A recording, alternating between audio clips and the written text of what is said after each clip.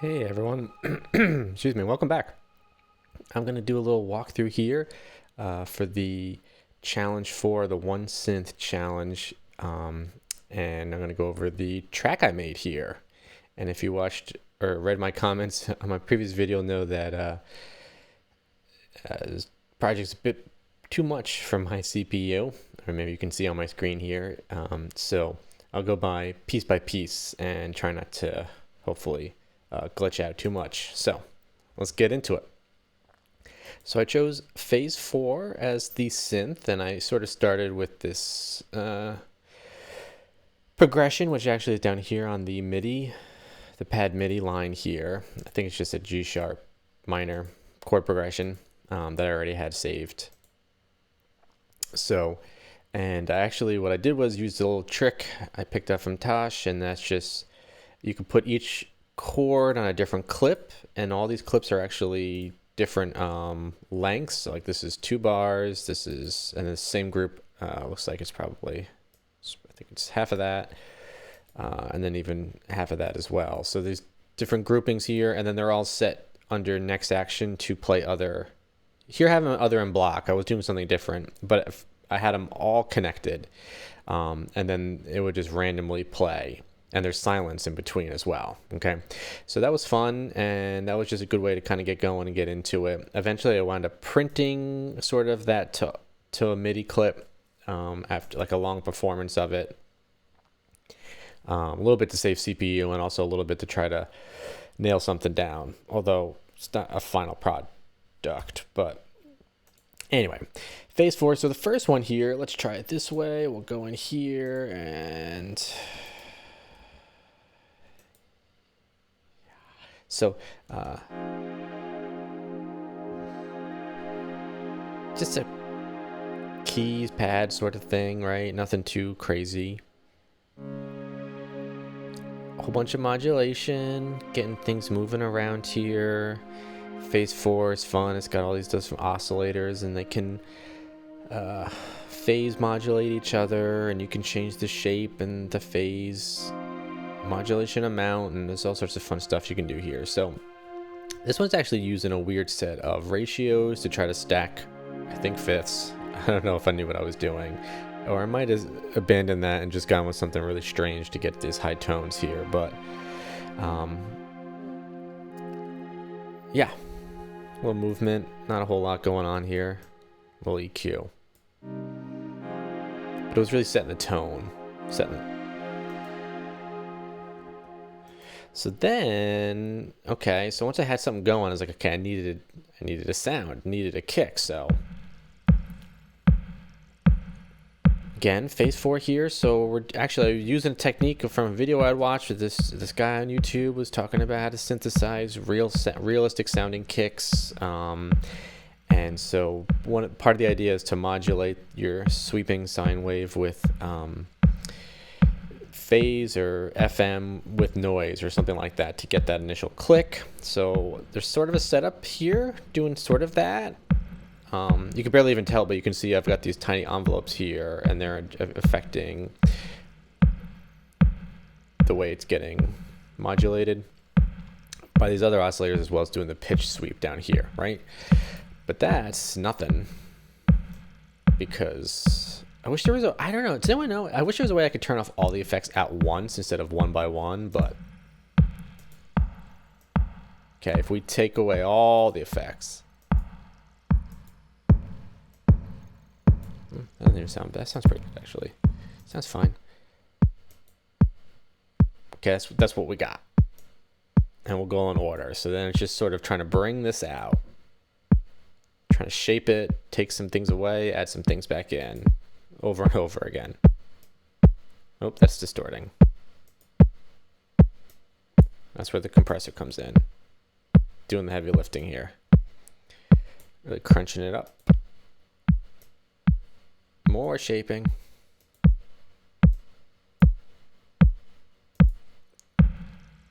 I wanted that space in there. Oh, yeah, I think I'm doing something weird here.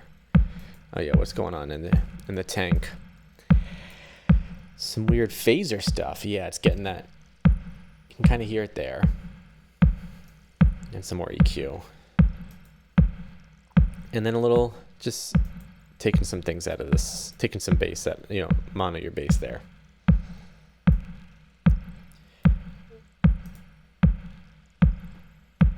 All right, so that's the kick there. And then hat is getting, it's getting its motion from a strange sort of, all right, so I got Euclidean gate kind of thing going here, or trigger rather. But then to emphasize it even, or to get even a slightly different pattern, I get a second set going through a phase reset, which resets these here. So what? Listen, here's the pattern. And then without the phase reset,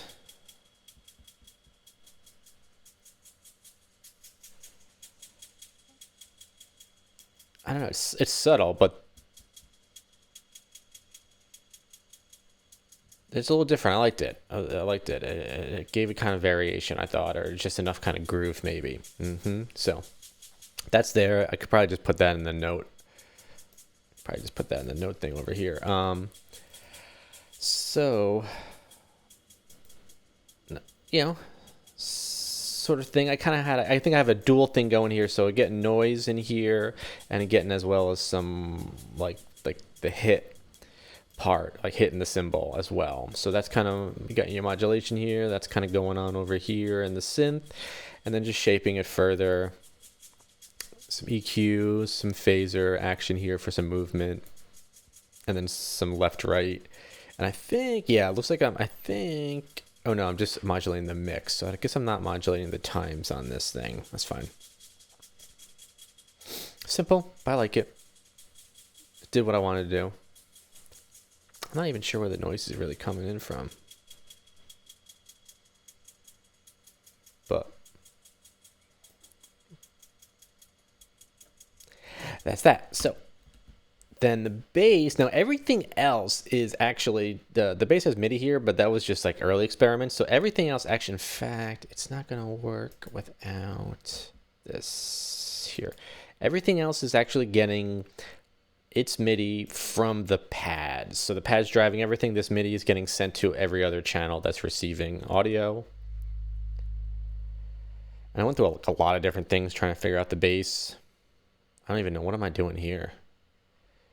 Oh, right. Actually, I lied. So the bass is no longer getting MIDI. It was at one point from the pads. It's actually switching back and forth between just a G sharp and a D sharp. So it's a little setup here, just doing that back and forth constantly. Although it is getting, maybe it's getting still triggers from the pad. So that's going to pitch down. I guess I could do it in the grid, but again, you know, a little bit of chance. There's a slight chance that it might not play. Quantize everything. Oh, and I actually am using the groove, the global groove, which I've never used before. So I actually liked it. I played around with it, and I got something, although maybe now the way it's so slow, it's not even doing anything. Like I said, I had a lot of different bass things going on. So just like some stuff, again, phase 4, using what it does, modulating things, having things play around. Here's a lot of different filter, running these oscillators through the filters to modulate the filters, I should say. This is just some stuff, a little doubler here in the middle, just kind of controlling the frequencies, some color, sculpting, compression, and I guess I am using the side chain. Oh, you can't tell because of course the kick is not going.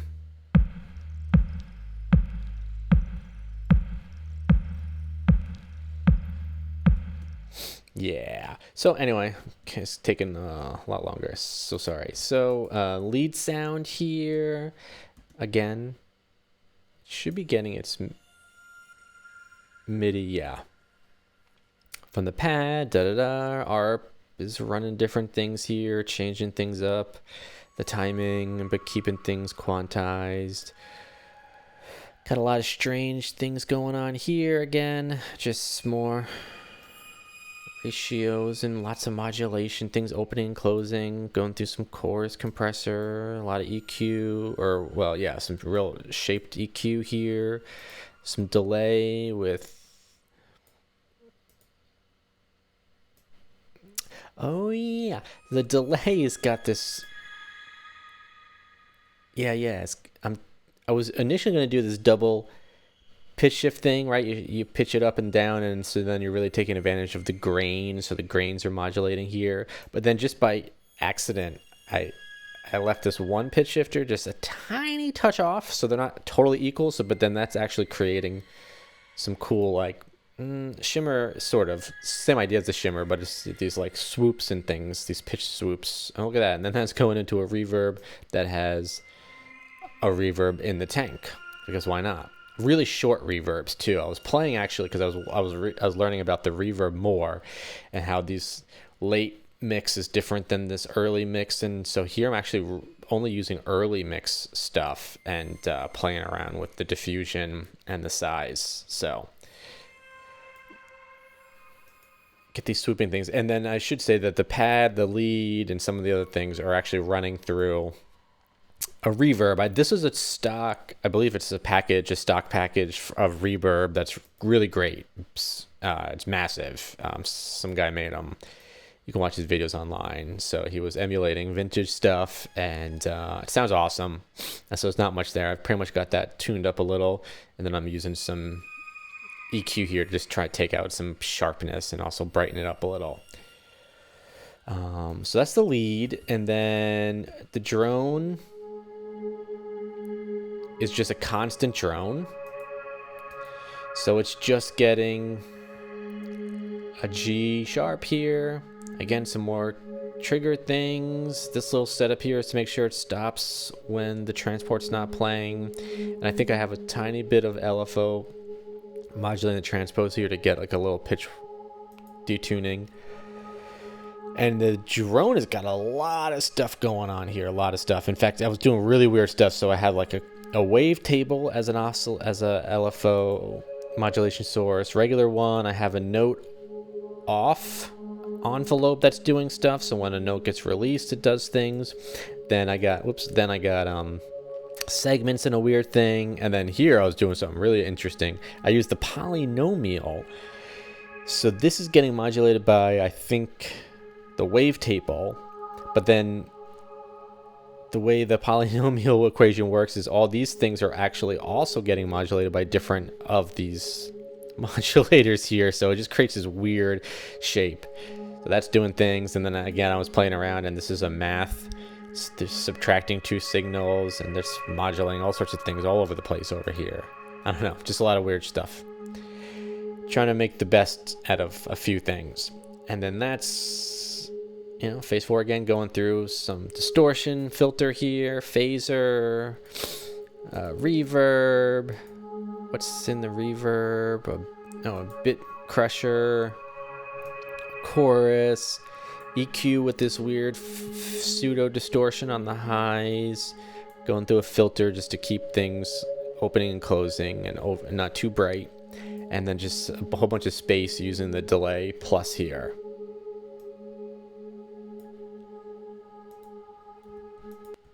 Pad MIDI is nothing. That's just a holdover, and then the lead extra.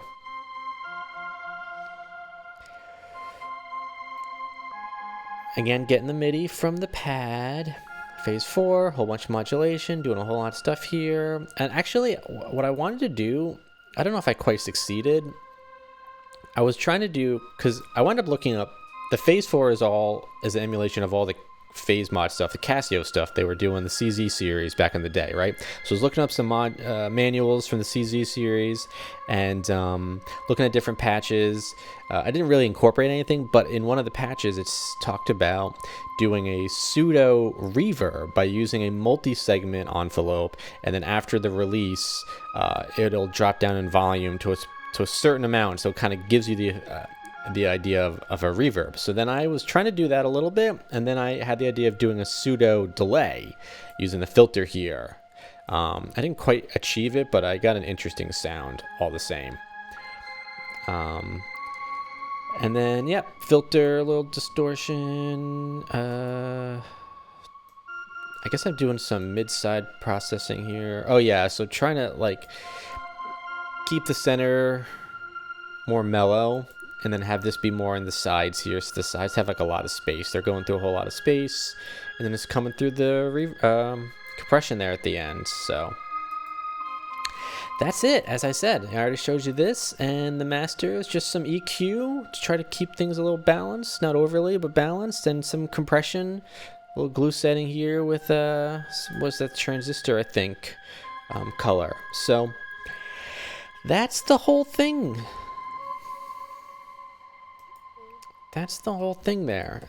So it was a lot of fun, learned a lot, great challenge, sounds great. It's not done, and I would do more like figure out what this progression might be really, and that sort of thing there. But you know, I hope you learned something or just enjoyed it, and you can check out the video where I have it playing, and maybe I'll post like a longer one if I flesh this out. Maybe I'll put this in the list of tracks to finish. But yeah, thanks so much for the challenge. Thanks for watching. Hope you enjoyed. I'll see you next time.